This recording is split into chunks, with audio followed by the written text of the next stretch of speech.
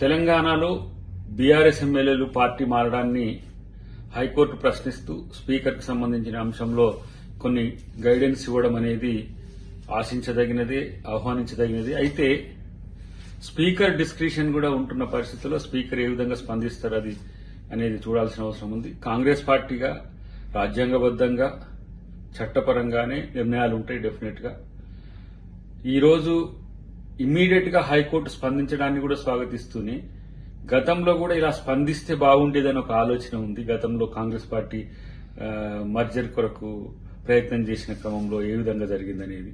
కానీ ఈ అంశం బీఆర్ఎస్ ఎమ్మెల్యేల పార్టీ మార్పు అనేది కేసీఆర్ వైఫల్యం నుంచే వస్తుందనేది తెలుసుకోవాల్సిన అవసరం ఉంది. అటు హరీష్ రావు ఒకవైపు, ఇటు కేటీఆర్ ఒకవైపు నాయకత్వ సమస్యలు వచ్చినాయి వాళ్లకు, ఆయన బయటికి రాకపోవడం కేసీఆర్ గారు, దానివల్లనే పార్టీ మీద నమ్మకం లేక పార్టీలు మారే పరిస్థితి వచ్చింది. గతంలో కూడా ఆ విధంగా ఒక్కరిని ఆ విధంగా చేసి సీఎల్పీని మర్జీ చేసుకునేంత వరకు ఆ రోజు హైకోర్టు ఆగకుండా ఉండుంటే తెలంగాణలో ఈ పరిస్థితి వచ్చేది కాదు. తెలంగాణలో రాజకీయంగా ఇలాంటి అనెథికల్ ఇష్యూస్ జరగడం వెనుక కేసీఆర్ పాత్రే ముఖ్యంగా ఉండడం మీద ఆలోచించాల్సిన అవసరం ఉంది. రేపు స్పీకర్ గారు గాని కాంగ్రెస్ పార్టీ గాని హైకోర్టు పరిధిని అటు రాజ్యాంగ పరిధిని దాటకుంటూనే వివరించే అవకాశం ఉంటుందని చెప్పి మాత్రం చెప్పదలుచుకున్నాను.